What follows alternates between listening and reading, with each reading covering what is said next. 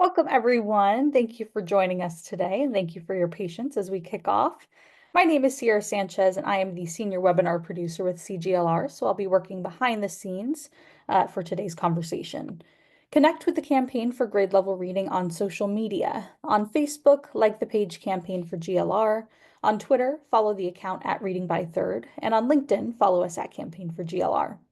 Please use the hashtag Learning Tuesdays and tag us to tweet anything you learned from today's webinar, and we'll be sure to retweet. We encourage you to share your questions, reflections, and observations on social media. And before we get started, I just wanted to take a moment to acknowledge our enterprise and programmatic funders, as well as our individual donors. Your support not only allows us to hold these vital conversations, but also helps us create meaningful opportunities to share insights, foster connections, and build the CGLR community. Thank you. And as we get started, I just wanted to share a few housekeeping tips. First, we would love for you to introduce yourself, so please use the chat box at the bottom of your screen to share your name, city, or state, and your organization. Be sure to select everyone so that we all know who is here, and feel free to share your thoughts and insights throughout the duration of the webinar. All attendees are currently in listen-only mode, but we encourage you to post any questions that you might have in the Q&A box that you can find at the bottom of your screen. Our panelists will be carefully responding to all of the questions you post in that Q&A box. This webinar is being recorded and live streamed on Facebook, and a link to the recording, as well as any slides, resources, and panelist bios will be sent in a follow-up email to all who registered. And lastly, I just wanted to encourage you to fill out our brief evaluation poll that will pop up during Q&A. We take your responses very seriously and appreciate in advance your response to those questions. And before we get started as well, I wanted to turn your attention to some of our upcoming webinars that we have.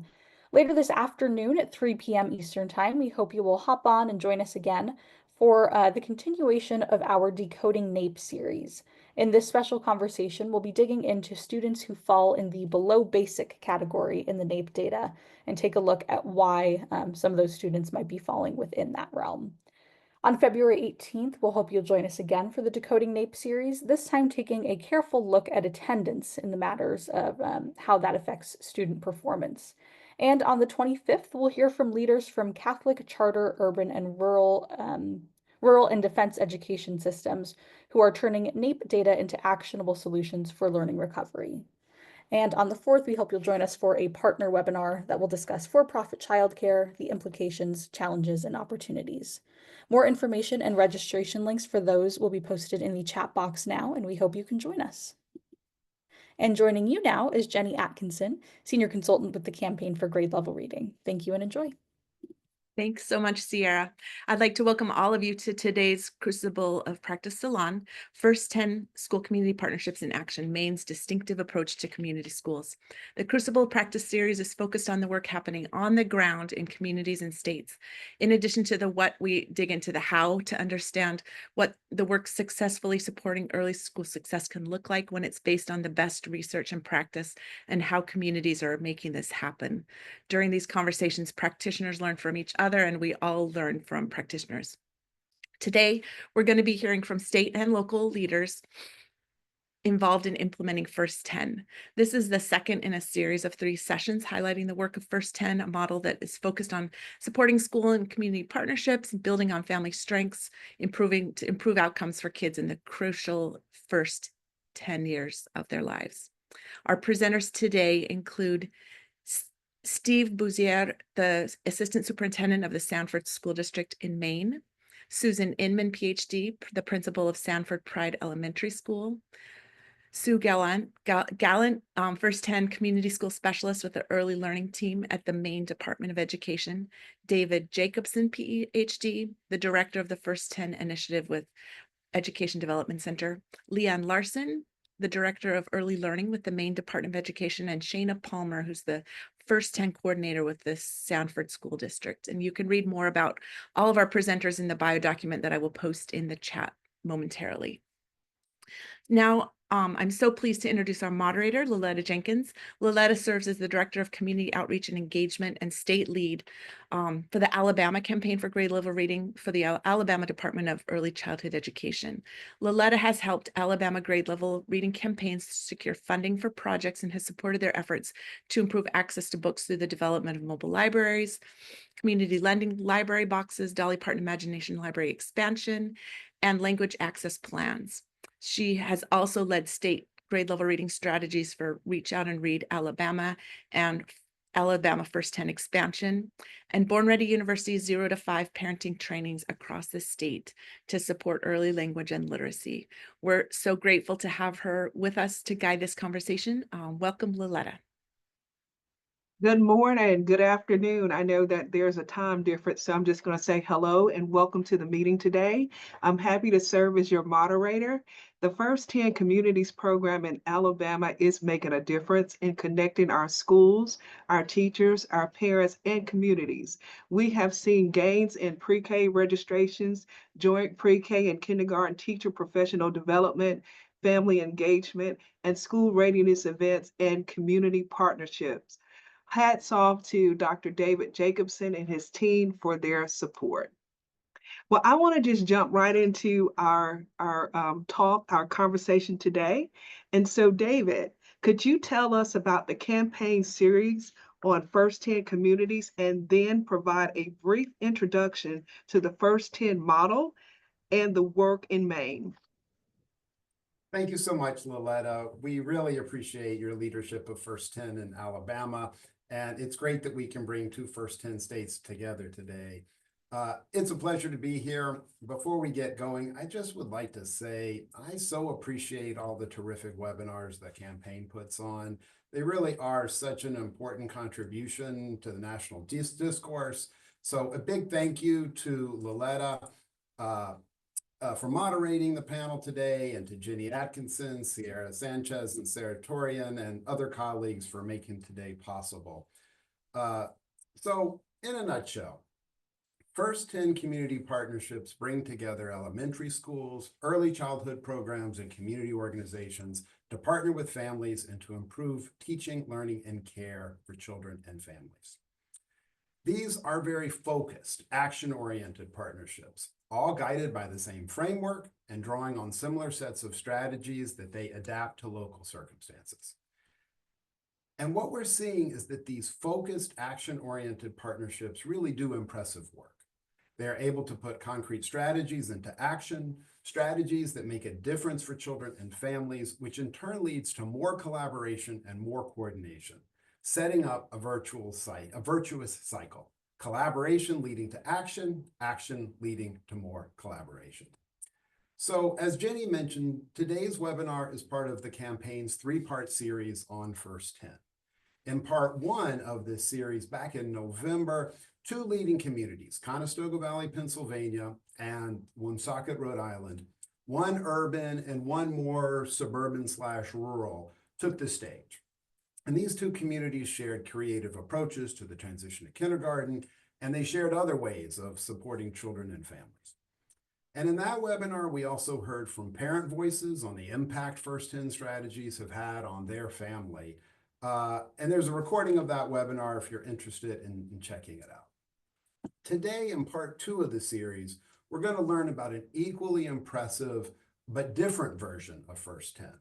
Maine has added its own special sauce to the First 10 approach, creating what I think of as a distinctive First 10 model. The Maine model, as you'll see, focuses on creating First 10 community schools, so leaning into the school as hub idea. And it builds in some innovative staffing arrangements to ensure sustainability. So I love that we have this variation within our community of practice, and I'm excited that we have Leanne and Sue from the Maine Department of Ed, and Steve and Susan and Shana from Sanford to talk about the exciting work that they're doing. And then on May 6th, we'll feature the First 10 partnership in York, Pennsylvania. Our focus that day will be on a citywide early math initiative called Young Mathematicians. Young Math provides over 50 fun, developmentally appropriate math games, all of which are free, I should add, and that are great for classrooms, and they're a great family engagement strategy. So in York, Head Start, community-based pre-K, district pre-K, kindergarten teachers are all engaging in extensive professional development around the games. They've been aligned to their respective curricula, and they're using them in classrooms, sharing them with families, and they're being used in the library and play and learns as well. And a third-party evaluator is evaluating the impact of that work, and we hope to have some results to show to share with you in May. So that's the series. And now a quick overview of First 10. I provided a somewhat fuller explanation of the First 10 model in November, so if you get interested and you want to see the 15-minute kind of more fleshed out version, today's reminder email has the direct link to that introduction.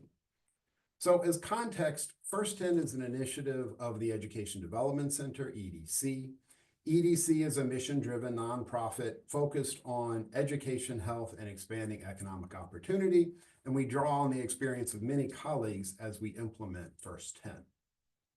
So a fundamental challenge, next slide please, a fundamental challenge that First 10 addresses is the fragmented state of most early childhood mixed delivery systems. We have gaps and disconnects between early childhood and K-12, between education, health, and social services, and between public and private organizations. And as a result, children experience inconsistent quality and a lack of coordination and alignment. So First 10 communities, next slide please, use this framework. First 10 communities use this framework. This is the First 10 framework, and we use this to bridge silos. And our communities use this as they jointly implement new strategies to meet the needs of children and families, to improve coordination and alignment, and to learn from each other. So starting in the center of this graphic and working outwards, we begin with the commitment that all children learn and thrive. And by learn and thrive, we have health and mental health objectives, social emotional learning objectives, and academic and cognitive objectives in mind.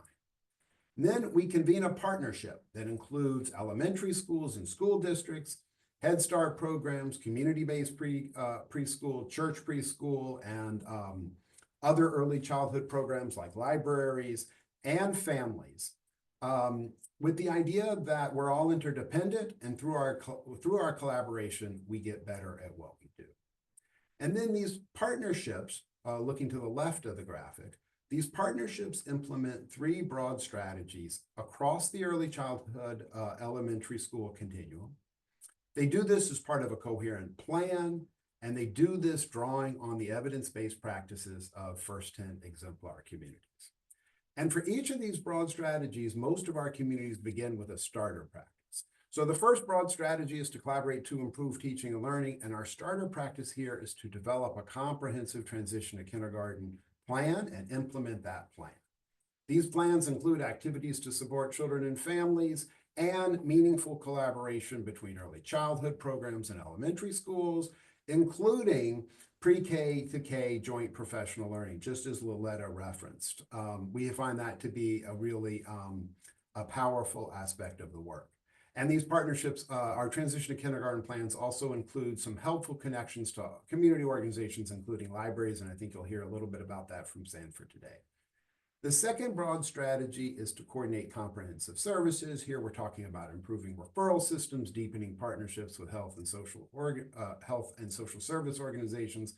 And our starter practice here is what we call school-connected play and learns. And these play and learns are a great way to engage families in developmentally appropriate activities while connecting families to each other and to health and social service agencies, and to begin building positive relationships with schools.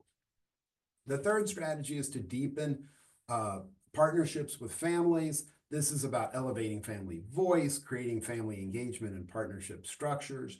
And our starter practice here is a community-wide parenting campaign.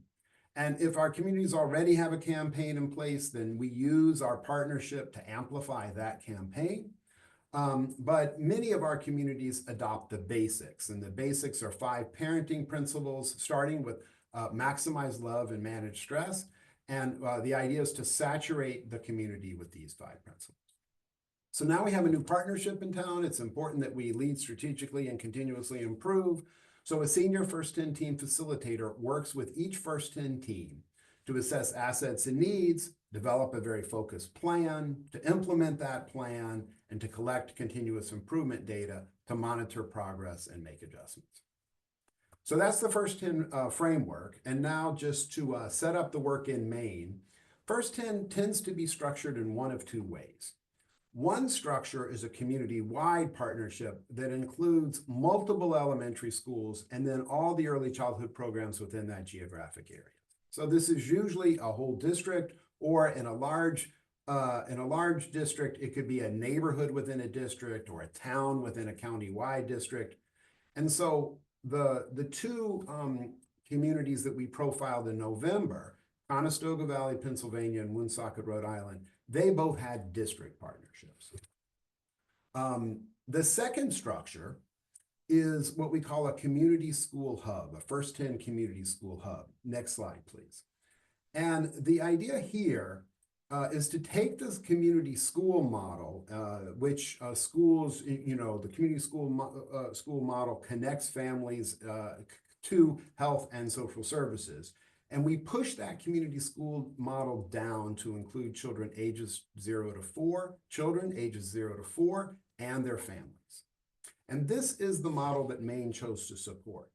But what's kind of interesting is that in many cases, the districts are working to bring along the other elementary schools in the district. So in that way, they're kind of blurring the sharp boundary between the two structures, the community-wide approach and the school hub approach. And we can talk more about this.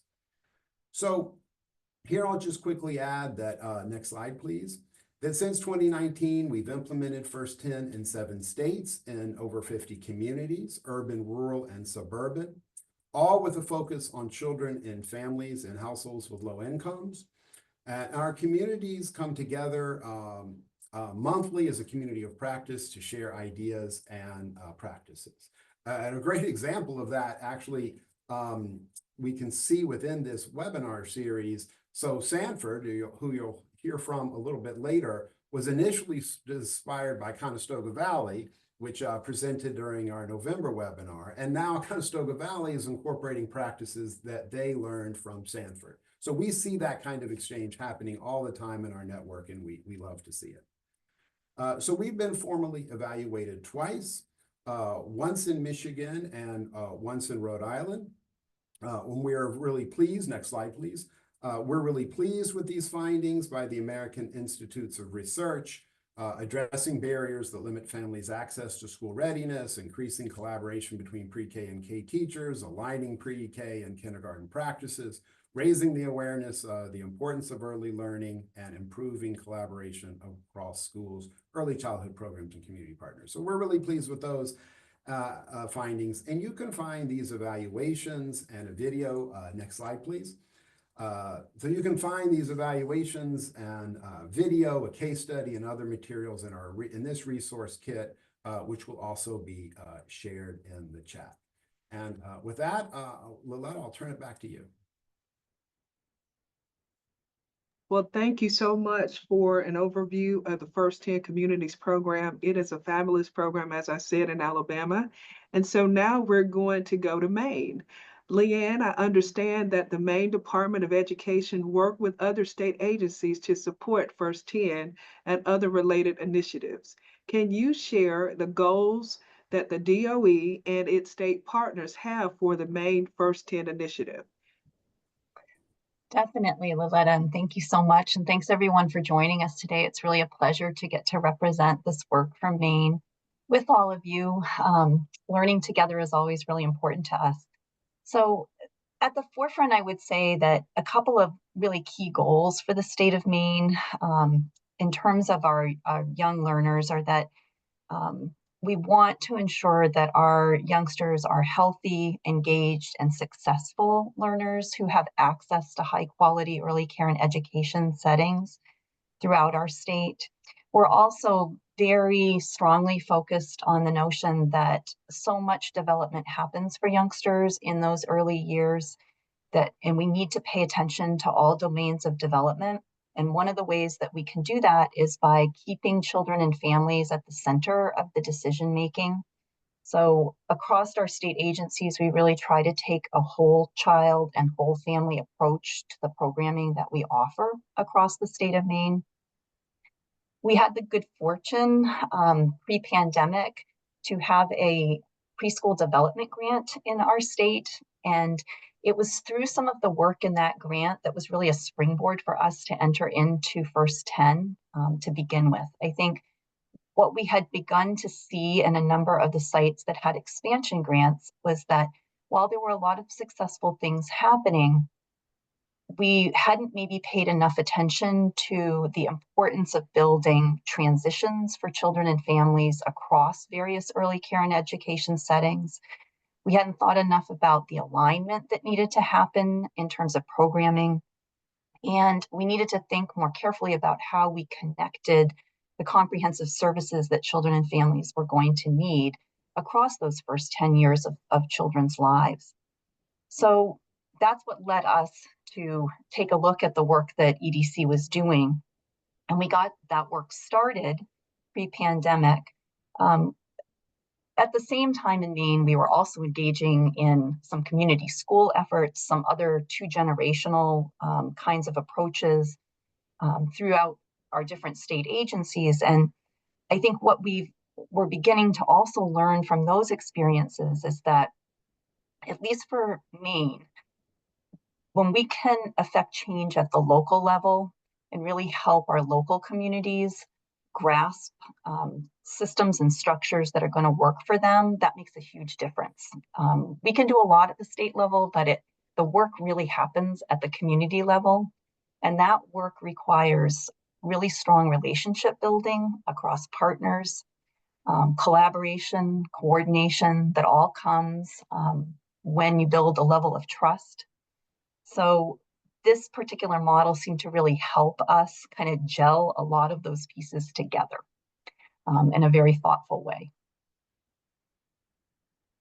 Oh, that is wonderful. And so I do have a follow-up question for you. And can you describe the distinctive features of the Maine First 10 model? Sure, I'd be happy to do that. And I think we have a couple of slides, so this might be a good time to bring those up for folks. I don't know if Jenny's got those. So what I'll start with is a little bit about our current iteration. In Maine, we've had the good fortune of a preschool development grant again, and it's enabled us to sort of restart work we had begun pre-pandemic. And in Maine, and you'll hear more about this from my colleague, Sue Gallant, in just a second, but it's allowing us to implement the model in 7 sites across the state. From our first iteration in the First 10 work, one of our key takeaways was that we probably needed some support at the state level to really help coordinate the work.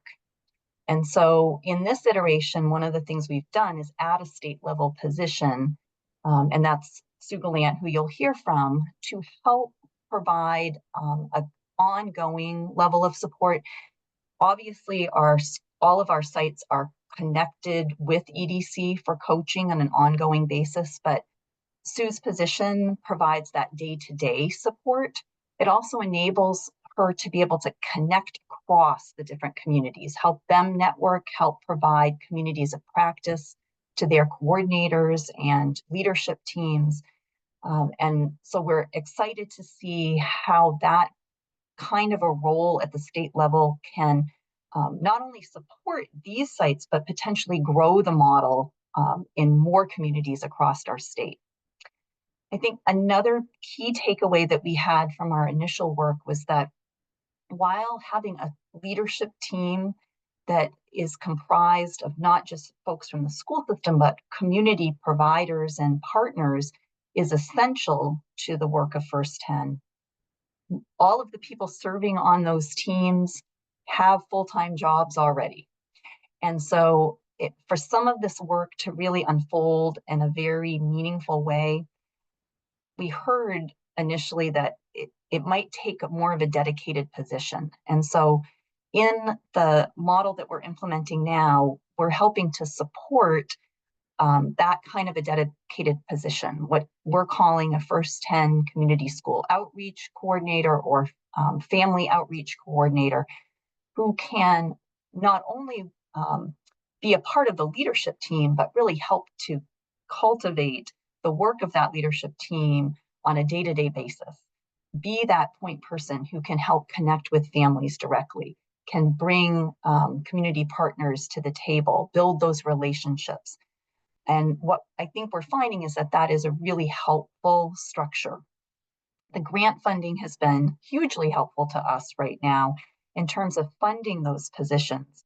But we've tried to be strategic in how we're supporting our schools so that while we funded the position in its totality in the first year of their implementation, we're gradually pulling some of those resources back and really working with our sites to figure out what could the funding look like for that position for the long term. As many of you, I'm sure, are aware, grant funding can be a tremendous asset, but you have to plan for sustainability. What's going to happen once that grant funding is gone? And so that's been something we're really trying to think carefully about as we support our sites. And then the final piece that I would offer is something that we actually started way back when David and EDC first started working with us. We, as a state, thought, it's terrific to have David working with all of these sites, but we really need to learn more about the model at the state level if we're going to do a good job of supporting this work. So we formed at the time what we called a First 10 state level team. Over the years, what we began to recognize was, there's a lot of initiatives going on in Maine that all share some commonalities in terms of how they are really working to support whole child, whole family approaches. And so over time, we've invited representation from across agencies. So if you don't mind going to the next slide, we've kind of renamed this team that we formed to being what we call the Whole Student and Community Collaboration Team, or collaborative. This is a group of state level folks who work across agencies, but everyone has a hand in some way in an initiative that is really working to build that focus on transition, alignment, comprehensive services that support children and families across our state. So the team meets monthly. We do a lot of sharing across those initiatives, which helps to connect the dots. And I think ultimately helps us connect the dots at the local level a whole lot better. And I think cuts down on the fragmentation that you heard David talk about. It allows us to really implement in a much more thoughtful, smoother way across the years. And I think we know each other better now, and we know the work that each of us is doing and how we can help make those connections. So this has been one of the pieces that I think has really made a difference for our ongoing sustainable programming at the state level. Thanks, Leanne. This is really great information. We will now move on to Sue. Sue, you are the Department of Education's First 10 Community School Specialist that Leanne referred to. So you are very familiar with the 7 First 10 partnerships currently underway in the state. Can you share your perspective on what the partnerships are accomplishing? And do you see any trends in terms of the benefits of the strategies David mentioned in his overview? Yes, thank you, Liletta. It's wonderful to be here. We appreciate the opportunity to be here with our colleagues and share about the wonderful work taking place in Maine. I had the privilege of being involved in First 10 since we worked with David before it was called First 10, and to be continuing in this work is really an honor. Our teams, and especially our coordinators in those dedicated positions, have been very busy making connections and building relationships with community partners to build connections between their First 10 team, state initiatives such as First for Me and Help Me Grow, their county prevention councils, and local community groups. Our teams are working to build on what's already in place. to engage with families, provide access to resources, and prepare for that transition into pre-K or kindergarten, whatever the entry point is in their community, all as part of a more cohesive early childhood system. The other piece that's really growing across our sites is the implementation of the basics as a parenting framework. It's really a critical piece of the work that the teams are leaning into and leveraging their community network to support. This is helping to provide families with actionable information about how to support their child's development so that we are able to leverage those critical and sensitive periods of development to maximize opportunities for children rather than needing to focus on remediation later on.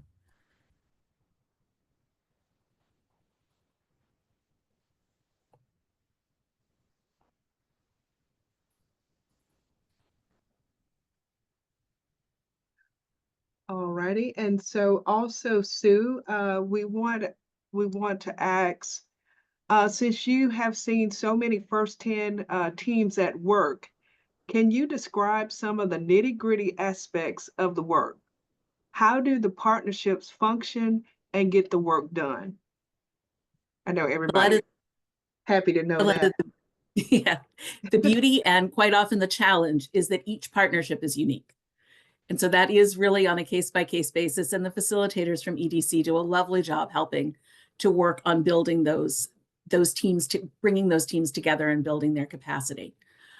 Our first 10 team takes the lead. They often break into work groups to plan and implement activities, often having a group working on family partnership activities and another working on the transition into school. And all of those components that kind of go with those pieces, the joint professional learning around the transition and the coordination with our early care providers in our community. They also engage other community partners, though, our local librarians, housing authorities, civic groups, businesses, to come in and support specific activities. Partners may help distribute information. They might host a play and learn, or sponsor snacks or a meal for a family engagement or joint professional learning event. They might help out with a specific project.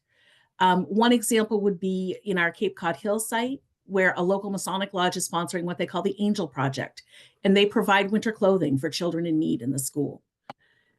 We also work with the Healthy Island Project down in our Deer Isle site, where they're providing food backpacks on a regular basis and coordinating around a number of other programs. Recently began a Big Brothers Big Sisters outreach based on the connections that were made through First 10. Each time I meet with a team or talk with one of the coordinators, I'm just thrilled to learn of a new connection that they've made within their community, another way that they can reach out, another partner who can help expand this work. So a lot of this is on the coordinator for making those connections, but then the teams also bring that work in as they plan the activities and lean into the resources within their community to engage the families and get the work done.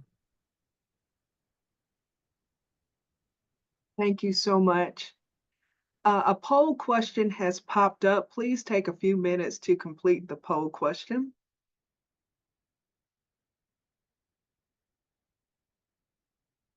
You can answer in the chat. Thank you so much, Sue.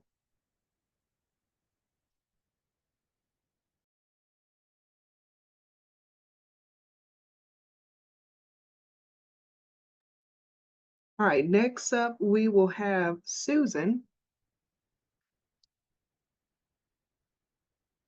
Susan, as the principal of Sanford Pride Elementary School, what's the rationale for becoming a First 10 community school?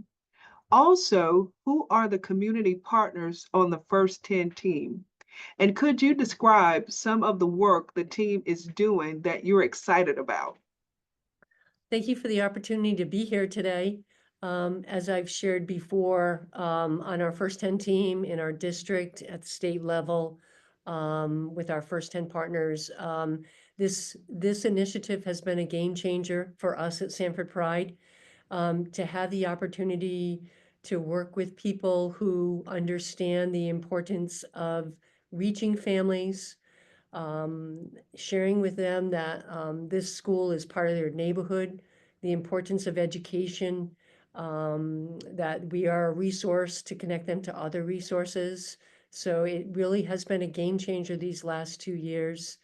From our beginning a couple of summers ago, and how do we get this initiative going, to Shana's work and Steve Bussiere, our assistant superintendent, our First 10 team that works really hard on the family engagement and the kindergarten transition.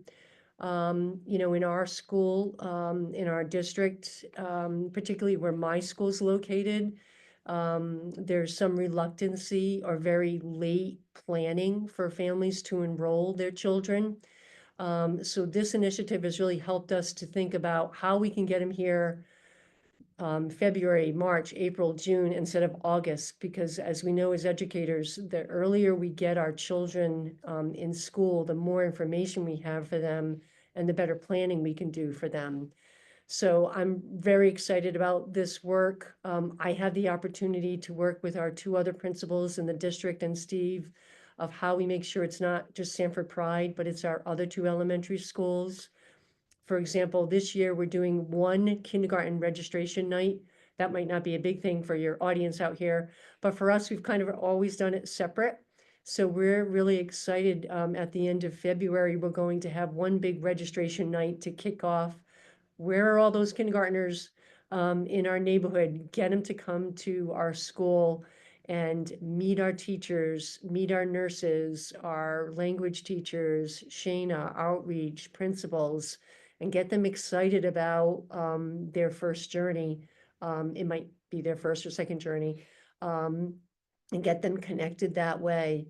And just having our teachers be on this leadership team too. We have a kindergarten teacher and a pre-K teacher who have been very instrumental in helping us see that perspective all the time. So at a First 10 meeting, we would throw some ideas out and always look to those teachers to say, what do you think? You think this is going to work or not? So that's been very grounding as well.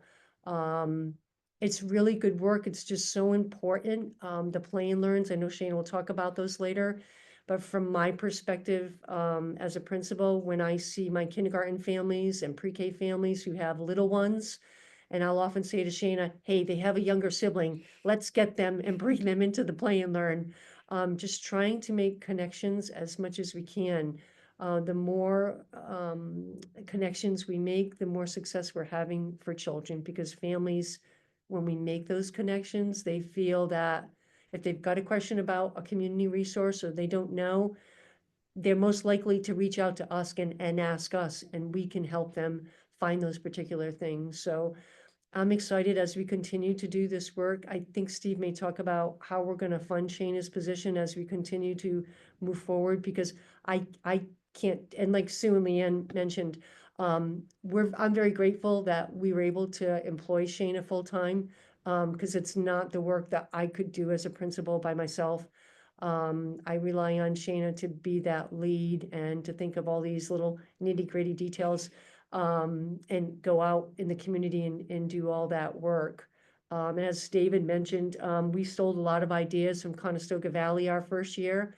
We have this tremendous idea. It's called Hike the Trail. I'll let Shana talk about that later. And we love it. It's coming a part of our community now. People are looking at that. They're familiar with that. So it's excellent work. And I hope we have more opportunities in the state to expand this work, and throughout our country, because it's all about our children and having them be connected, and families too. And Shana will tell you this too. Sometimes we find adults are pretty lonely out there, and this work helps bring those people together. So it's a very good thing. Thank you so much, Susan. This is just really some good information. I am just visualizing how all of the pieces are coming together. And so Shana, she has already just kind of set the stage to say some great things about you. And so Shana, you are Sanford's first 10 community school coordinator. Can you share a little more detail about the strategies and activities the Sanford First 10 partnership is implementing? Sure. We have really focused on the 3 key areas in this work, which is transition to kindergarten, family partnerships, and community collaboration. I brought some slides to share so I can give a little bit more detail and kind of give you something to go off of as I'm talking about these. This is just a little overview of Sanford and kind of where we're located in the state, but you can go to the next slide. So our first key area is really the transition to kindergarten. We've developed a thoughtful transition series called the Hike the Trail to Kindergarten, as you can see up here, and it's really leveraging the First 10 framework, other First 10 communities, and EDC's support to create an engaging trail of events for families. So they are coming into our schools far before their first day of kindergarten, and they're having an opportunity to meet staff, to meet other soon-to-be classmates and parents, and make those connections. It's also giving us as a school district more time to determine best placement, get information that we need to best support the students when they do have their first day of kindergarten. And then we're excited about, as Susan had referenced over here on the far left, the green flyer is our community-wide kindergarten registration night. So we're really trying to make this event all 3 of our schools across the district so families know, because it can be really confusing. Like, I live on Main Street, which school do I go to? So this is an opportunity that all families come into one place and get support registering, meet staff from day one. But this time we're also inviting in our community partners, as you can see kind of along the white part of the bottom of that flyer. We're really trying to make this a community event, so there's buy-in across our community for families and for people that they know, and community partners that they're already working with are giving those same messages, and they are available for families to learn about them. So it's really exciting work, and I'm really hopeful we're going to see a lot bigger turnout this year with this opportunity. And then there in the center is our 10 high quality book campaign. So this was an initiative. We had all of our pre-K and kindergarten teachers vote on what books would they want students to know coming into kindergarten and make a top 10 list. It's really given, we got to see last year during kindergarten screenings, we had a young lady complete her kindergarten screening. I gave her a book and she jumped up and down saying, my teacher has this book, my teacher has this book. So I looked to mom, and mom said she goes to Head Start. And I said, you're right, we gave your teacher a set of these books. And she opened the book to the middle page and quoted, that's where she tells her she's the queen of kindergarten. So it just was a perfect moment showing how important something small like this equal opportunity to all have a kind of a similar idea of books coming into school. So we have these great bookmarks printed that you can see there in the middle. So it has the list of the 10 books saying, can you read them all? And then on the other side, it's the basics campaign that you've heard mentioned a few times, and really some of the tips related to their principle around reading and discussing stories. Those are some of our big pieces. You can go to the next slide. And then another big component of our transition to kindergarten work is the joint professional learning that has also been mentioned. And we've really taken this birth to kindergarten instead of just our pre-K and K teachers. The picture that you can see here on the screen was a really wonderful event that we hosted with the support of our EDC consultant, Louisa, back in October. And we invited in all the early learning centers in our community that are already touching the families that are going to eventually walk through our doors, and all of our district pre-K and kindergarten teachers. And we were really able to have a whole day of learning together. We were able to share about all this great work happening in First 10, but then also really take time to look at our Maine early learning standards together and how that looks from the infant teacher all the way to the kindergarten teacher and how that translates. And it was really wonderful to walk around that room and see those conversations happening at the tables with all those different educators who see the students at different points in their lives. And it gives us an opportunity to continue to have these sort of joint professional learning opportunities, probably not as large as our all-day one that we got to have, but just to continue those conversations, create those relationships, and then also continue on with the cross-site visits that you can see we created there. And we're encouraging our staff and our early learning center staff to go out to each other's sites to see these opportunities. And we've had a few teachers be able to do that, and we hope to see it continue. You can go to the next slide. Our second big piece around family partnership. We're focused on creating stronger and more intentional connections with our families earlier in our community. I get to, in my role as the coordinator, facilitate a lot of these opportunities in the community. As you can see there in the middle, that is one of our Play and Learn flyers. So we do those school connected Play and Learns, myself and another early educator, with children birth through 5 in our community. So we're getting to meet those families that either might already have a student in school or is a new mom who hasn't had any connections, and meeting with them in places in our community for 6 weeks at a time. And we're really sharing those basics principles, and we're engaging and doing developmentally appropriate activities and partnering with them sooner, bringing resources and school staff so they can continue to make those connections throughout that time.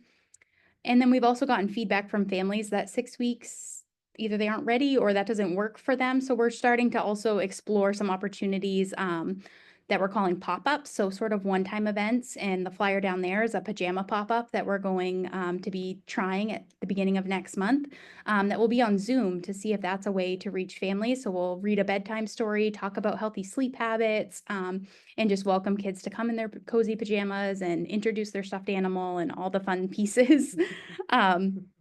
And then, of course, we're launching our community-wide parenting campaign with the basics. We did choose to go with that platform, and it has really been wonderful. It is just 5 basic principles that every family is already doing, and how can we support families in doing it more frequently, more intentionally, and give them ways to do that. So as you can see, we have a calendar that we've recently started where every day we're just taking one of those simple basics principles and sort of tying in how families can be doing that on a day-to-day. And then the other image there is some of the pieces we share out on our basic Sanford social media pages. Really, again, just trying what are low barrier ways we can reach families and share this information through all of these different ways and through our community partners. And then you can go to the last one. And then our last big effort is around community collaboration, which is every person has touched on how important this is. We're really trying to emphasize the outreach to community providers, businesses, and families. We're actively participating in any community events that are already happening in our community, having a presence there, making sure that our First 10 logo and our basics logos are out there and in that information. And then we're also just partnering with the partners, as you can see in the flyer in the middle. I just went to the United Way and was like, this is all this great first 10 things that we are doing. What are your thoughts? What's going on in the United Way world of early learning? And they said, what if we do a bus stop pop-up and we just meet with families at the local bus stop in the morning before school starts, where families are already waiting. So sure enough, we set up a table, we had snacks and all the great resources that we're sharing, and families came to the table and interacted with us, and we were able to make just those connections in the moment. But I would have never thought of that if we just hadn't had that sort of organic conversation happen in that meeting. And then we've created a community resource guide where we're really trying to partner with community partners. So we know we're sharing all the great resources we know are happening in our community, but then also providing that to our families so they know where to go and seek resources directly in their community. And as my role as the coordinator, I get to have that time and ability to go out and make these connections and create these sort of documents that would be pretty hard, I think, for school districts to take on their own without this unique role that's been created. And the last little image there is our new newsletter that one of our other Maine communities had thought of this idea, like, how do I start getting this out in the community? So we've sort of taken that and made it our own as well. And we have a monthly newsletter that we try and send out to our school board, to our community partners, to our families, to our teachers and staff, because as much as we hope to get this word out, there's lots of people across our district. So this can just be a quick way to sort of give the updates of what's going on and what's happening here. Wow, this is great information. I really love the bus stop pop-up. That is just so creative. So it is just amazing. So Shana, as a follow-up question, so what do you think the impact of this has been for children and families in Sanford and for teachers and staff? I think the impact has been very positive so far. The families that we have been able to reach, who have been able to attend our Play and Learns, have really given us some positive feedback, saying that they've made connections when they've attended our Play and Learns, that they found resources that they didn't know about before, kind of all the things that we're hoping to gain. And then it's been really inspiring to witness the educators, the birth to through K, really getting to have those connections, and see that kind of continued collaboration even on a day-to-day basis. And then I think really just seeing the commitment our teachers have had to attend. We're asking kindergarten teachers now to attend all these extra events and see these opportunities. But we've had no problem filling those spots. Teachers are happy. I think they see the value in this, and happy to engage and participate in all of this additional work, if you will, to support our community. So I think it's been very positive. Well, thank you so much for all you do, Shana. This is great information. Next, we have Steve will be coming up. Steve, so Susan and Shana have described all the exciting strategies the Sanford First 10 Partnership is implementing. I'm wondering if you could share the district perspective of this work, and why does the district support it? Good afternoon, everyone. Thank you for inviting the Sanford School Department to take part in the conversation today. First of all, I want to extend a great deal of thanks to the EDC, First 10, and the Maine Department of Education for giving this opportunity. With that, I think the work of the First 10 team in Sanford has been tremendous for children, families, our staff, and community providers, working with families and children before they enter school, recognizing that education truly begins at birth, not when students enter kindergarten. That has been a mind shift for our community, our school committee, and our city council. It began when we started talking about expanding pre-K in our community. And we had to convince them that that was something that we needed to do. We convinced them that, yep, that's the right thing to do. And they started to see the payoff. And they said, yeah, this is the right thing to do. And then we said, well, we have more things. We need to start at birth. And so really changing that mindset was important. And also important for our staff to understand, because there are funding challenges that come in running a school district of our size with our demographics. And so being able to use funding for positions like Shana in the future for that sustainability, it's important.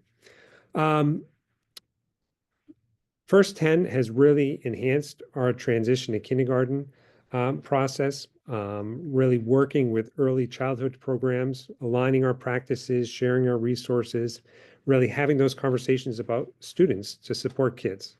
It's really built confidence and preparedness for not only our children, but for our families. They're coming in, I can do this, we're ready to go. Working together with community partners and families to help them succeed, connecting families, early learning centers, schools, and local groups to support each other better, families to support their children, building on what they already know, really empowering families in creating those comprehensive supports to wrap around families. Really, the work has been powerful. And we have a strong community in Sanford. We have a lot of community resources, but this has really aligned our practices. And so we are not duplicating things, we're working together. And I think this is the first time in my career here in Sanford. I've been in Sanford 25 years. I feel like we have a plan to support kids from birth all the way up through 10 with that. This work really is about our commitment to all students. We have a mantra in our district: all students matter and every adult is important. This is really, as we look at leveling the playing field for families and for students in those early years. So when they enter our schools, they enter prepared. And this really approach is really so all children can learn and thrive and have strong families and healthy communities. And so this work has just been exciting. We could not do this work without our supports, as I mentioned earlier, and having a coordinator has been tremendous. We use our title in the future. We're going to be using our family engagement funds from Title I to fund this position. It's tremendous. We couldn't do it without this position. And The support of the school committee has been important, and also the building leadership and the leadership of our elementary administrators. They believe in this, and our staff believe in this, and I can't speak enough of the impact that it's had in our community. Thank you, Steve. So we have heard from the panelists about all of the great things that they are doing in their school districts and their programs to make First 10 work. But now we are going to talk to our panelists about the challenges that they are having with their programs. So I would like to open it up to the group and have a conversation about challenges and the ways to address them. We're going to start with Susan and Steve. Wonder if you can get us started. I'll start. I mentioned earlier in terms of sustainability. I think when we approached our school committee about wanting to join this initiative, one of their first questions was sustainability. And I think they were skeptical in the beginning in regards to, we're not sure we want to get into the birth to age 4, that, you know, that's not our responsibility. It starts when they enter our schools, and we did a lot of education with them. You know, this is important. This is important in terms of our partnerships. That's going to help us as a school system.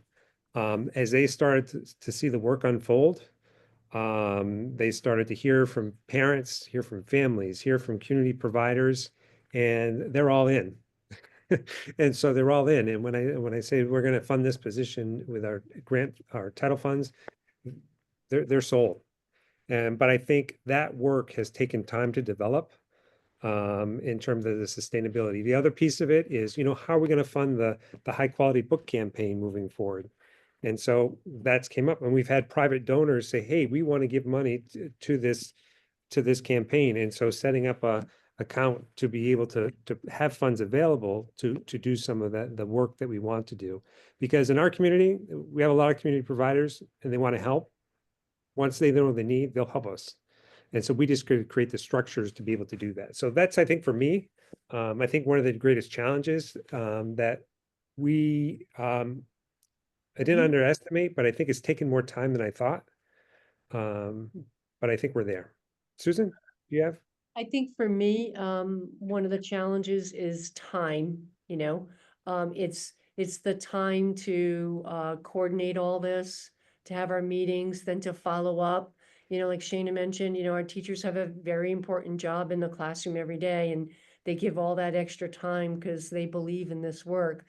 And it's also time lining up with all our early childhood centers because they're on different calendars sometimes with us. And you know, we just recently had a joint professional learning opportunity. It was a shorter one. And we really didn't have a big turnout for that. And there's lots of reasons for that. But I would say time is always a challenge for us. It would be great if we were all on the same calendar and all had the same time that we could do professional development. But we'll just keep working at it. And, you know, going out and meeting with people. Shana's going to do follow-up to our joint professional learning for those people who didn't make it, because we don't want them to feel that they missed one meeting and, okay, we're just going to move on without you. So that's, I see from my point of view, it's the time element. Okay, thank you. Sue, what about your perspectives overseeing all 7 communities? Yes, Liletta, each of the communities experience their own challenges that come from their location geographically. Some are very rural and isolated, where Sanford is our most urban, if you will, although not by the standards of many folks here on the call. So all of those sites, each site faces their own challenges, but looking across the sites, I really have seen 2 things stand out. The first has been the ability to engage the families who need our support most, those families that we most want to reach. Attendance at Play and Learns has not been where we'd like to see it statewide, despite strong efforts to spread the word. And that's what's prompted some of the really creative ideas that you heard Shana talk about, her bus stop pop-ups, and they're hosting a Play and Learn at a family shelter to really reach some of those families, partnering with their housing authority. So we really appreciate those creative ideas.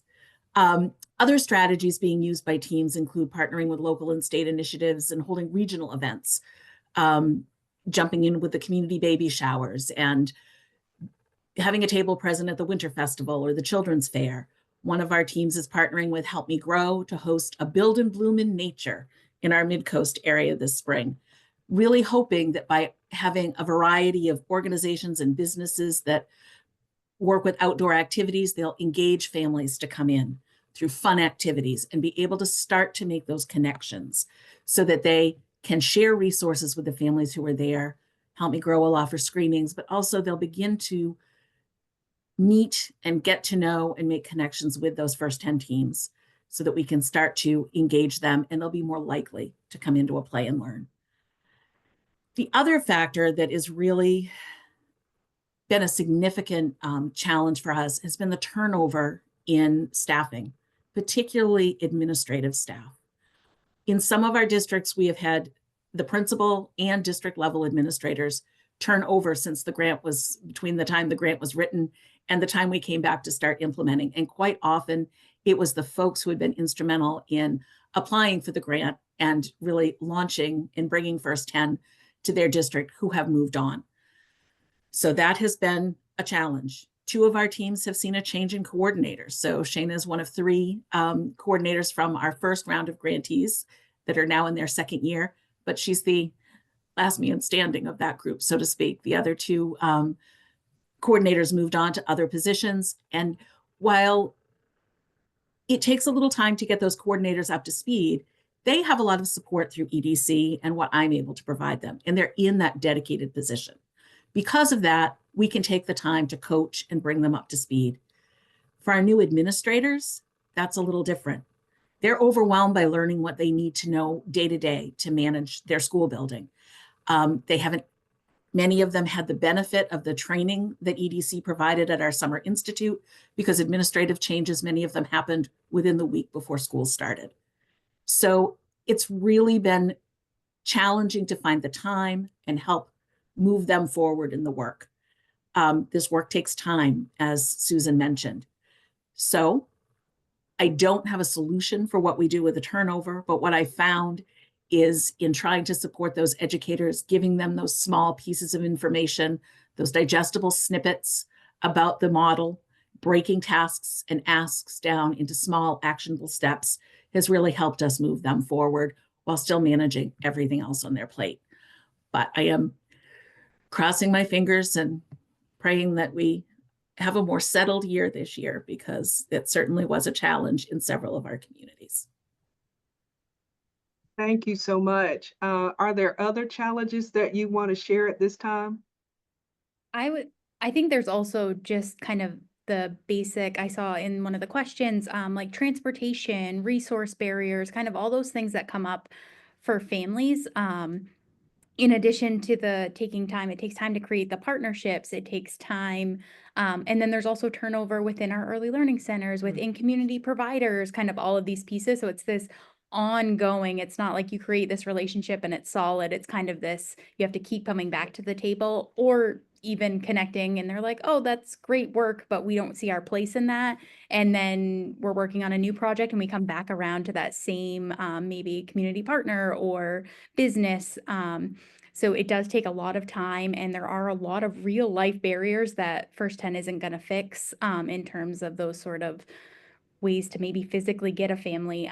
So like Sue had mentioned, we've tried to get creative and making sure that we're trying to think about those sort of barriers that might pop up, like transportation. So we pick a location to host our play and learn that might be on this bus route, which is still not ideal because the bus might drop off at 10, but might not come back to get that same route until later in the day. So that's a big ask to ask a family to come hang out in that building until the bus comes back around. So we've started to even bring these to our community partners, and we had the family shelter say, our families can't get there. Can you come here and offer a play and learn in this space with those families? And we were honored to do that. And we're able to, with the support of Steve and Susan being like, yes, you can have one of the pre-K teachers be able to come with me during the day to offer this unique opportunity for the families in that location. But just kind of, it's continuously like trying something, seeing if it works and going back to the drawing board with every little barrier and bump that we hit. Wow, that is great. It seems like the challenges has offered an opportunity for you all to be flexible with families. And so that's great. You're able to meet the parents and families where they are. And so now we're going to keep our conversation going. Leanne and Sue, could you share one or two pieces of advice for other state, county, or community leaders who might want to support school community partnerships in their locals? Sure thing. I'll go ahead and start, and I bet Sue will jump in. So a couple things that I would offer as some key advice. I think one of the pieces actually I want to highlight is something that Steve said a little bit ago, and that's the importance of taking time to educate the people that you're working with and trying to help build collaboration. Not everyone is going to come at this work with the same background and understanding. And so I think it is important for all of us to be really thoughtful and not making assumptions about what different constituents within a community may or may not know about the importance of the work. So take some time to really build that capacity. And another piece of advice I'd offer is to think a lot about the concept of distributed leadership in this work.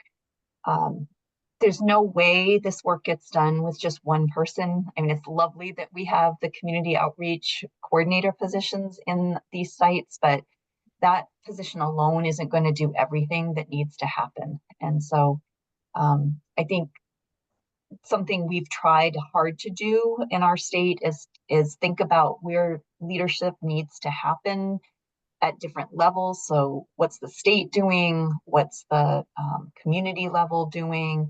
How are we working together? How does the community level distribute that leadership? How does the state level distribute that leadership? That's, a big reason for why we have that state level group in Maine that's kind of trying to row in the same direction. And when you have that, the responsibility doesn't just fall to one or two people. And that I think is important for the long term, because as Sue mentioned, there will be turnover of positions. But if you have a strong leadership team, they're going to be able to carry on in the future and will be able to continue to educate new people coming into the role. And it becomes part of the culture that exists within a community. Sue, I bet you have some thoughts too. I do. And I can't reiterate what Leanne is saying enough, that making this work part of your culture. Susan spoke to how their teachers are willingly coming and volunteering and giving of their time. That's because Sanford has made family and community engagement part of their culture. It exists in all of their schools. I've had the privilege of being in their schools for several years, working with pre-K expansion before First 10, even visiting in their middle schools. And that's a part of the culture in the Sanford community, and that's going to sustain this work beyond just the First 10 in this pilot. The other piece is, I hear all too often that as we engage community partners, oh, I've been wanting to get into the schools, or we've been looking for someone, the schools will say, to help with this. And so don't hold back. This takes a lot of bravery. Reach out, be the spark that gets things started. We're all busy and comfortable in our own roles. So sometimes we don't take that step to reach out, or if somebody reaches out, it may fall to the bottom of our inbox. But I encourage folks to reach out and reach out again. Pick up the phone, knock on a door, make that connection. And if you're approached, keep an open mind, be willing to collaborate. And it will also take taking risks and making compromises to make those partnerships work. And I think that's been one of the hard pieces, is to understand it's the shared leadership piece and the collaboration where we all come and bring those perspectives to the table. That's been especially important across teams as community-based care and education providers come in and help us understand the difference between their experience and the schools. I compliment Sanford for all their efforts to bring those providers together for joint professional learning and be understanding of their needs, which are different. Our home-based childcare providers can't necessarily get to a during the day, because when we don't have the kiddos in school and the teachers are available, the kiddos are with them. And we need to really be creative around those pieces. This is great. Thank you so much. Okay, Susan, Shana, and Steve, what advice do you have for communities interested in this type of work?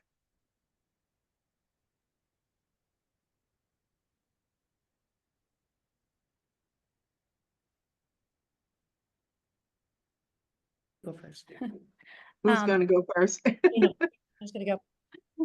I think you just need to step in and do it, but I also think it really is EDC and the framework that has given us the ability to have the success that we've had. I think we recently met with a community partner and they said, it was a faith partner, and they said, we've been a part of all these grants and they fall off, and it kind of, we lose those connections. So having this framework and this plan from the beginning of how we're going to sustain it and what it's going to look like across these few years, I think is really key to that.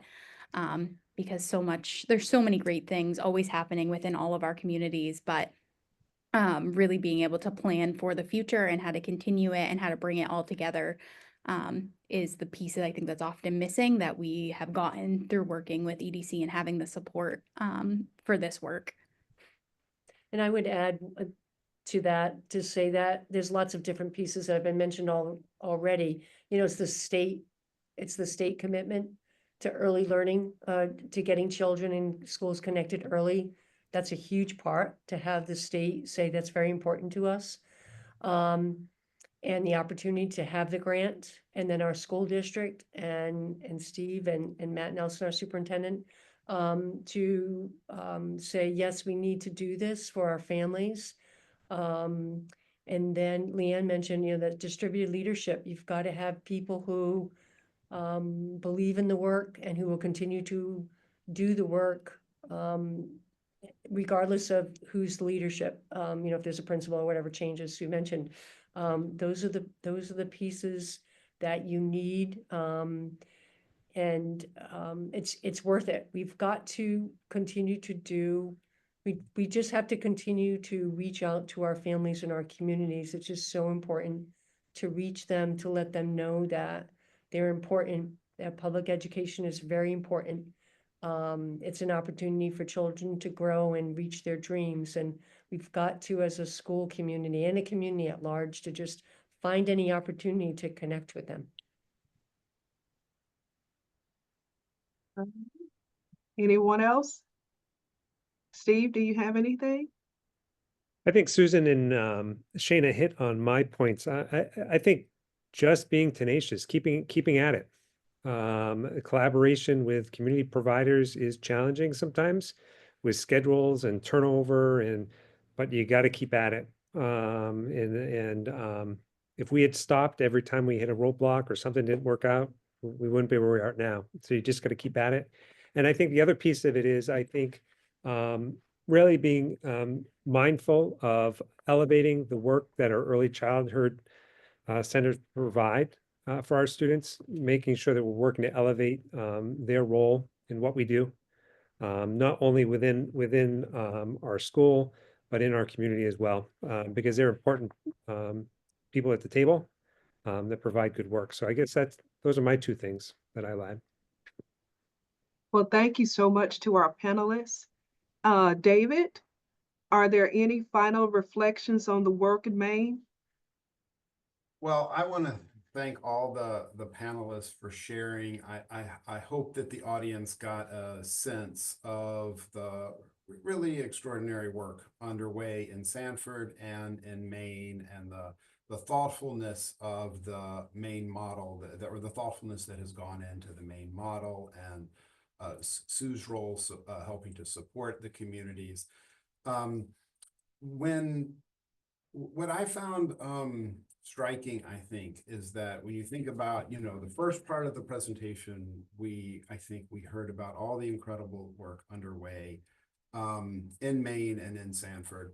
And then as we moved into challenges, I think those are challenges that we can all relate to doing this work. And, you know, time, leadership turnover, leadership commitment. If we were to sit around and ask our intern, and we have, assure me we have, when we sit around in our internal EDC First 10 team and we discuss the challenges to this work. Our list is very similar to what you heard today. And so I on the one hand, you know, I don't think we're particularly, First 10 is particularly susceptible to those challenges, but we're also not immune to those challenges. That is to say, leadership turnover is something that happens throughout the education world.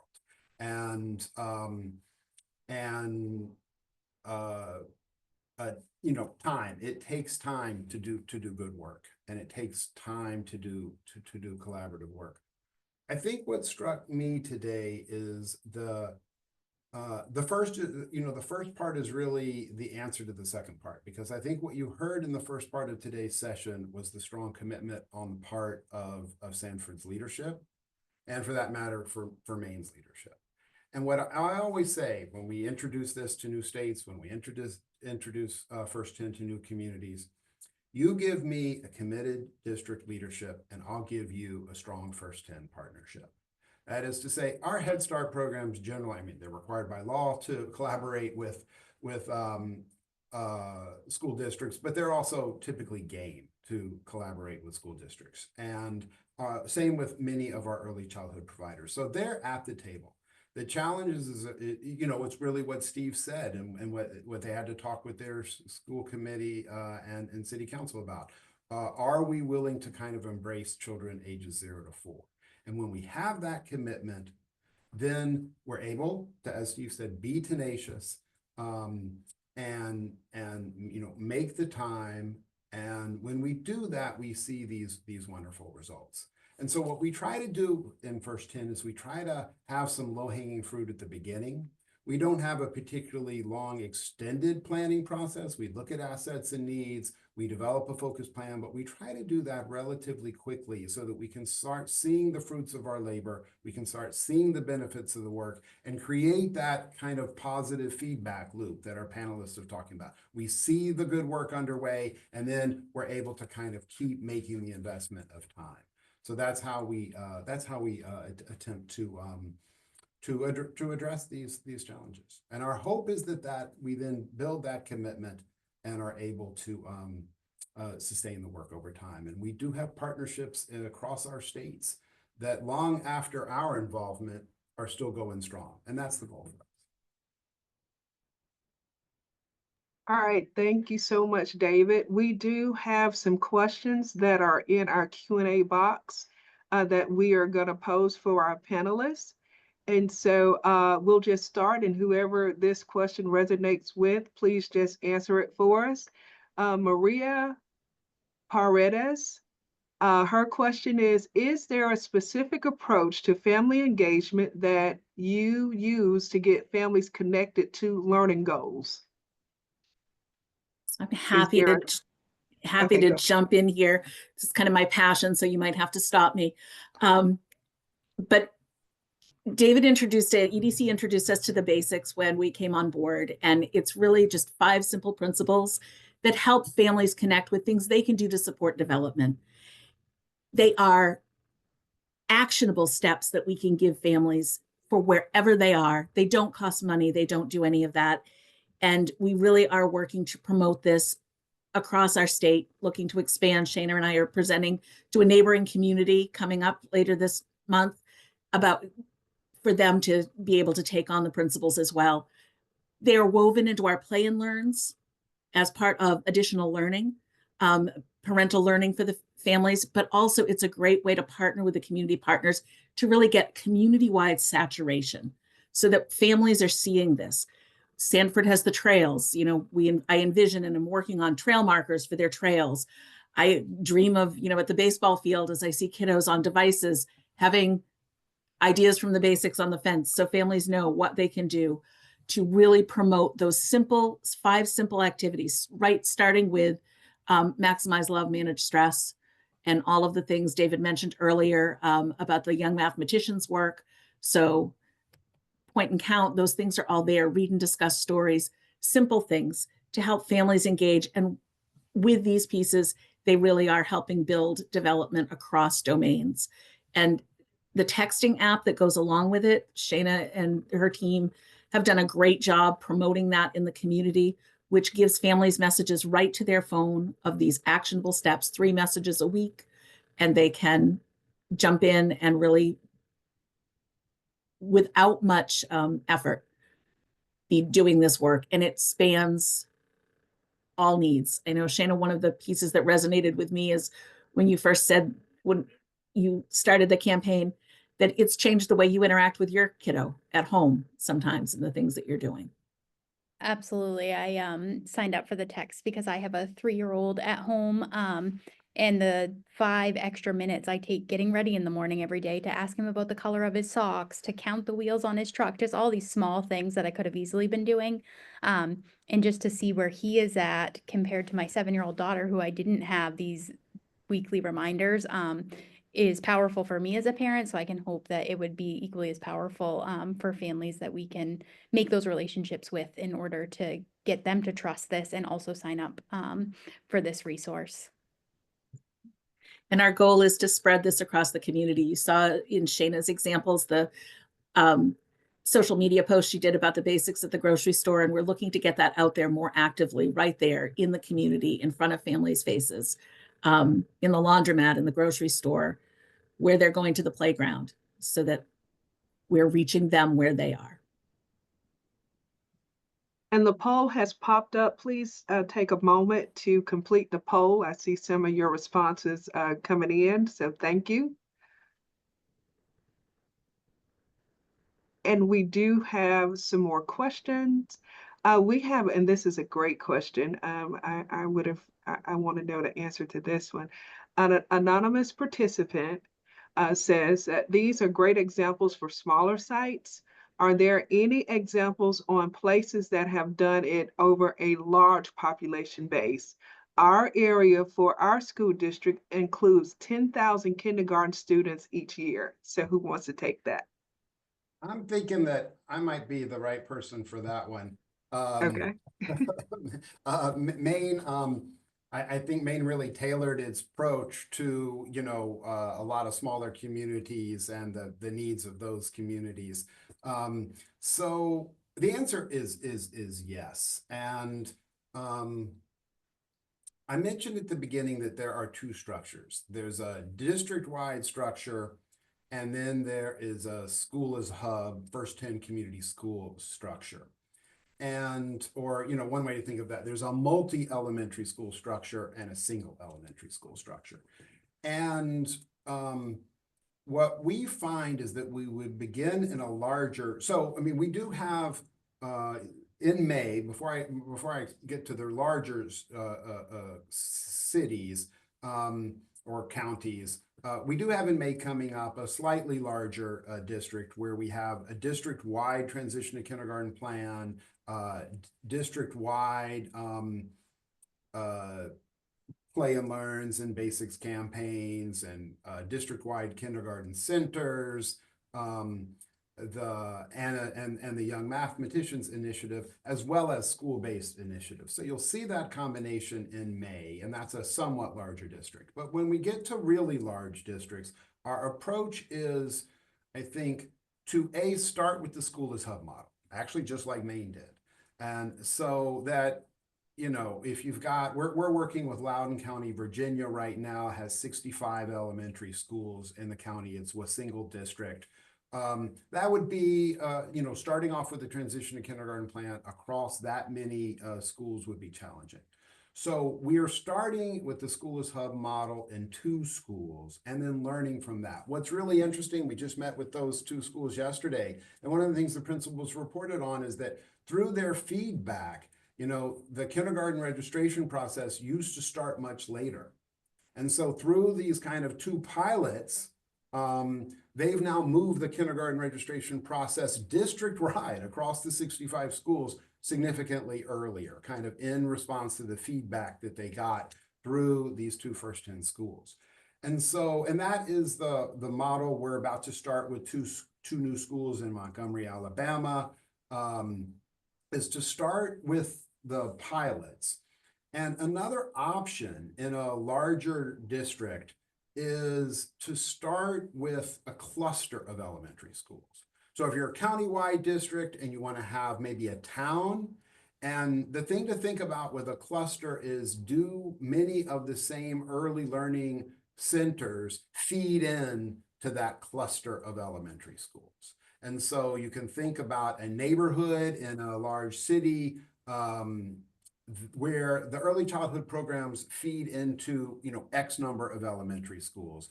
And then to use that, a lot of what's coming out of that to inform district policy.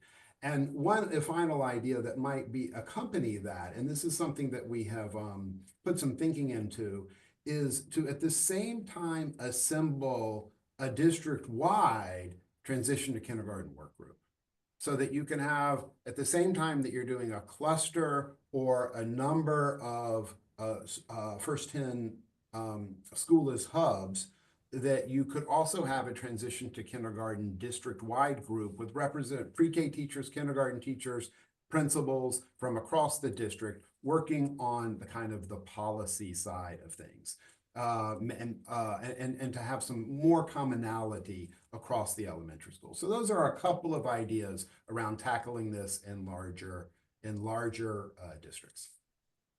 Thank you so much, David. We have another question in the Q&A box. This is an anonymous participant. In our community, it can be tough to get families to come out. Sometimes there is a problem with transportation, but there are also many reasons that families would not just come out to events. Have you faced this problem? I know you all talked about that a little bit. And how do you address it? Maybe the bus stop pop-up addresses this, just wondering. Thank you. I think we absolutely still run into that. Our play and learns are not high attendance as we would like. So I think that's where we've really started to look at what are some other things we could try. So the bus stop pop-up, the pajama pop-up, we're going to try that on Zoom. So it kind of takes out that transportation piece, but it also can lose some of that connection piece. You have to be a little bit more thoughtful. And then also, I think we've learned that it's that trusted messenger. So it's really finding who is it that the families might already be connected with or already have a positive connection with. And for us, that's happened to be some of our Head Start teachers or whoever that might be, being able to say like, hey, check out this great event that's happening. And because they're kind of hearing it from that person, it has helped to build some of our attendance that way. And then also just really oversaturating sometimes too. I think families might not be hearing or might have seen a flyer and kind of like, oh yeah, that sounds good. And then not really remembering to come back and register or remember when that event is. So I think kind of those three components are things that we're still trying to figure out, but some strategies we're trying to address that. This is a huge barrier in some of our more rural communities where their residents are widely dispersed and there's no public transportation system. One of our teams identified that as their primary challenge, their primary hurdle when they began their work, and their coordinator started right out of the gate tackling that problem. And she has actually convened a countywide group in her area, including the university and stakeholders from their local community action organization and other groups, to create a Neighbors Driving Neighbors program. There was one in a neighboring community. She connected there with the gentleman who ran that program, and he has supported her, and they are well underway to have their own nonprofit started. They're looking, have just found a fiscal host, and will be starting and hope to offer their first rides beginning this spring.